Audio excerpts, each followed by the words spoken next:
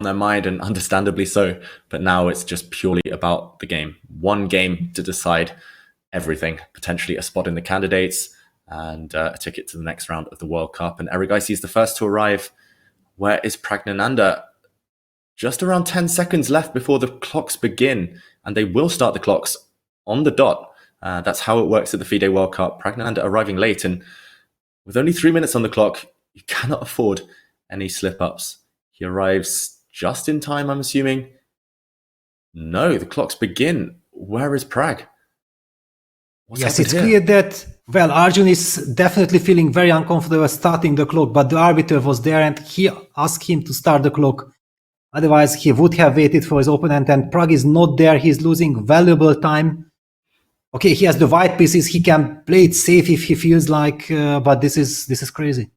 This is crazy. This has never been seen before. We've seen Magnus Carlsen arrive late to games, but this is even higher stakes and unforgiving. And there we go. It is a handshake. Prag has lost 30 seconds, 30 valuable seconds on the clock. And we know with white that is not great right now. And okay, we're off. It's the Reti switching things up. No more main lines, no more craziness. And it's B3. Praggnanandhaa just avoiding all theory and taking his jacket off as well, Peter. Is this mind games, or is this just trying to get in the zone for Prag? Well, we don't know. It's but basically the approach is, let's just play chess. Let's forget about craziness. I want to be strategic. Whatever craziness was happening, it worked in Arjun's favor. I like his approach. It's a slow approach, not playing for an advantage, but just making sure that he can play sound moves. Yep, and there we go. Some very quick, very natural moves. It basically looks like a London system, just with reversed colors. And that's the one downside maybe with the Reti, that you allow these types of innocuous positions, but it's very much about understanding now. And I like the position that Prag has, very flexible, and who will understand, who will maneuver this position better? That's the big question. Still with 30 seconds down on the clock, it's not necessarily a good start for Prag. He just needs to get through this game.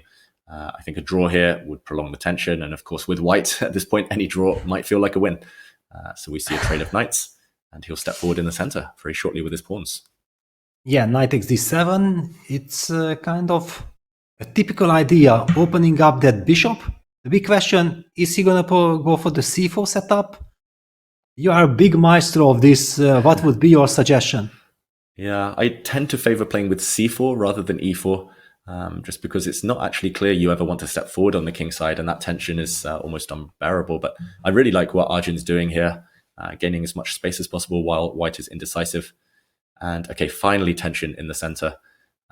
Yeah, I tend to favor these positions with an extra set of knights on the board, just because it gives you a few extra plans as white.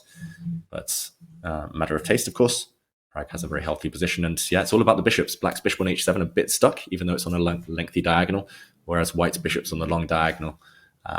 Looking very nice, but Arjun first to break up the structure, and white's queenside falling apart. He needs to compensate with dynamism here.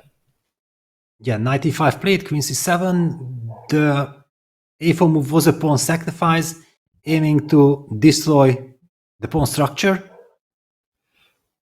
Typical Arjun, immediately creating some practical problems. Yeah, he's always asking questions. I think that's why I've struggled against him traditionally. Just every move, it's the most ambitious, it's the most testing. And okay, first he's the one to answer a question. Do you think he's going to recapture this pawn on d5 with his knight, with his pawn?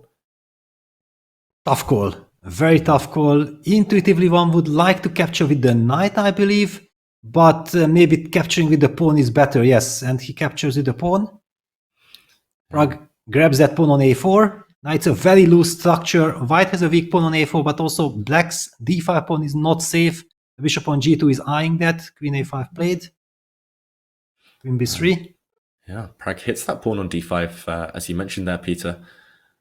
He's definitely sped up. Now the time difference is only a few seconds. It's now level on the clock, actually. Will the curse of the white pieces finally be broken? That's the big question. He's asking some questions, hitting b7, hitting d5. Maybe Arjun missed this last move. It's very annoying, this double hit on the pawns. Yeah, the pressure is hitting on. I just would like to very quickly say that what a good news that it's not an Armageddon. And it's so nice that with an increment we will get a winner, because otherwise it would be very bitter. Yeah, I was discussing in Baku with Magnus whether, if Armageddon still existed, whether you could draw your way to becoming world champion. You could literally draw every game in the World Cup, win by Armageddon, draw every game in the candidates, hope the tie breaks come to your favor. But yeah, it's nice to see this decided with a decisive result potentially. But now Prag, he's won a pawn. It's come at the cost of the bishop pair, Peter. Any compensation here for black?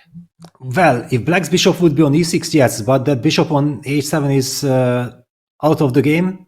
I feel like white has perfect grip on the position. And the good news is within 3+2 seconds game that we won't be seeing flying pieces, because that's the horror of any kind of Armageddon. It's a great news that we have this, and Prag has things under control. He does, and okay, a retreat with his queen.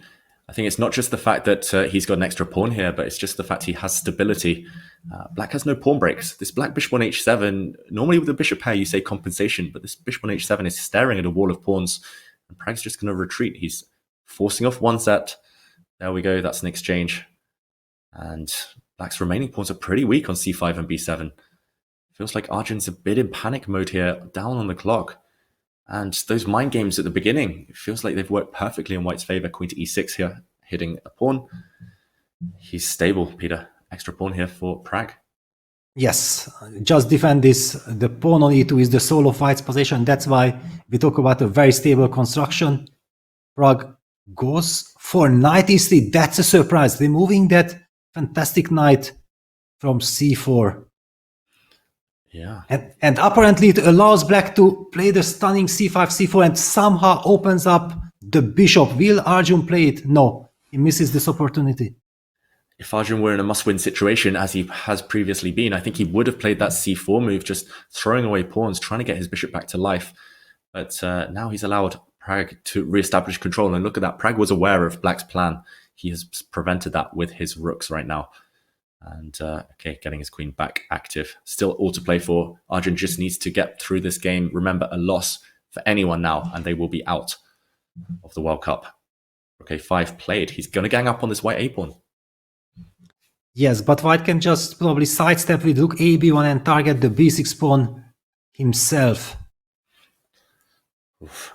Peter, who do you think's been the more impressive? Who would you favor if it does get down to that scramble of just a few seconds each? Because we're getting to that phase.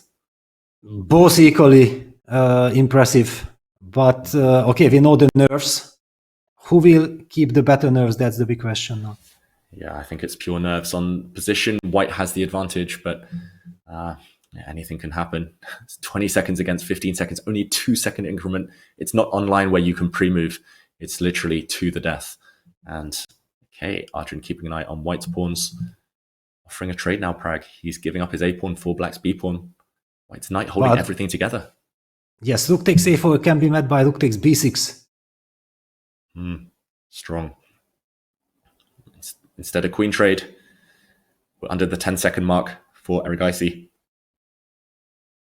Oh, you can see the nerves changing his mind with seconds to spare. King h7. White has an extra pawn. It's 5 versus 4. Yes, because rook b8 was a big problem. He did not want to trade that rook.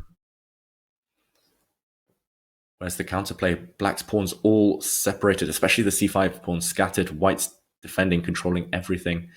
Oh, 2 seconds, 1 second for Erigaisi. And Prag got excited there. You can see him looking at the clock.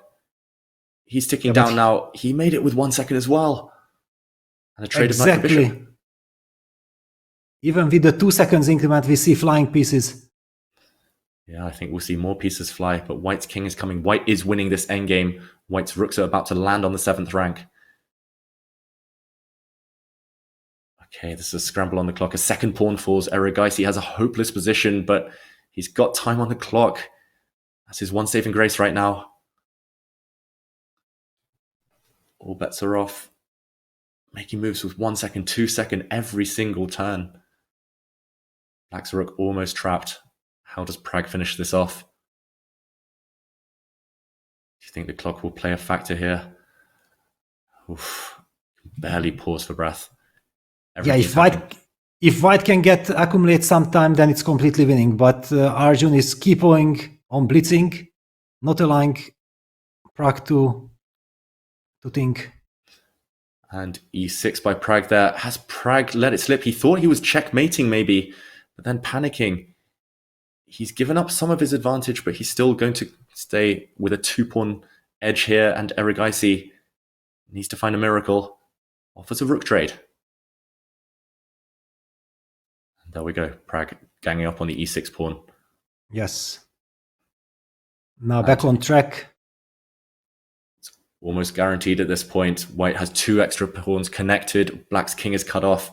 White's moves are automatic. He's going to gain time on the clock. He's going to win. Arjun is in a hopeless situation here. If this were online, you would pre-move to the end now. White's about to make a new queen. And Arjun offers his hand. After all of that, Praggnanandhaa is the one to win and will advance to the semi-finals.